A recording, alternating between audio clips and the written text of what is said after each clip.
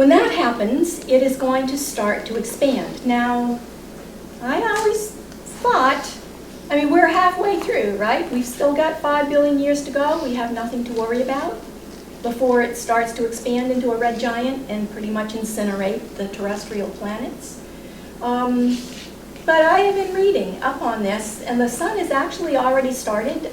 I mean, nothing happens overnight in astronomy. It's very large time scales. So it's actually gotten a little hotter already because it started its journey towards its red giant stage, and we only have 1 billion years. Now, that's still, I know what you're thinking, oh, it's 1 billion years.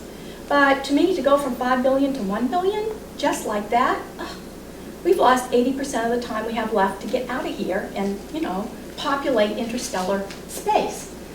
Because in about 1 billion years, the photosphere of the sun will have extended to such a point that water, liquid water, no water can exist on the planet. And therefore, the planet will be in serious trouble. Now, what is the red giant stage? Well, the red giant stage, hydrogen stops fusing into helium. There's no more radiation pressure out to counteract the gravity pulling in. So the star begins to contract. It contracts until it gets hotter in the core than it even was before hydrogen was fusing into helium. It now gets hot enough that helium can start fusing. So once that fusion process starts, it expands again. So it goes through a series of expansions, contractions, as it keeps fusing the next heavier nuclei until it gets to carbon. It stops at carbon. Well, I'll qualify that in a little bit, but it pretty much stops at carbon, and then starts its next stage of to its final end products. Now we have some interesting examples of red giants. BP Piscium is one of them. This is a Chandra illustration of a system that at first everybody thought it was a T-Tauri star, a very young star because it's so violent. It's putting out jets of radiation. It's so active they thought it was a young star just forming until it was observed by Chandra. And this is a Lick Observatory image of it. All of the purpley things in the image are, that's the Chandra observations. The other is from the Lick Observatory. And right here in the center is BP Piscium.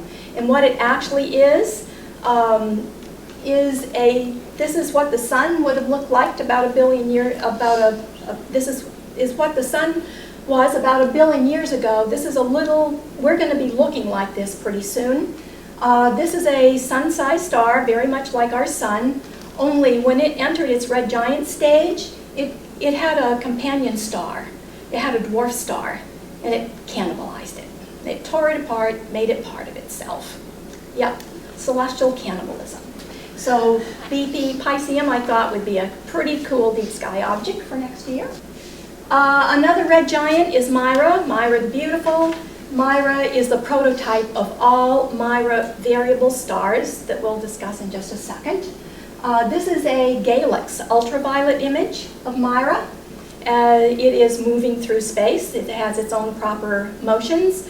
And as it has expanded, collapsed, and as it keeps fusing heavier and heavier nuclei, it throws off debris and materials and stellar, the envelope of the star. It throws it off into the space-time. And here it is, of course, running into it in one direction. And you see this little bow shock in front of it. And then you see the material spread out that has been thrown off by the star during the process of the fusion processes. This is a Chandra image because Mira is not only a beautiful Mira variable star, it also, as you can see by this artist illustration, that this odd little thing sitting right here, it has a companion star that is a white dwarf.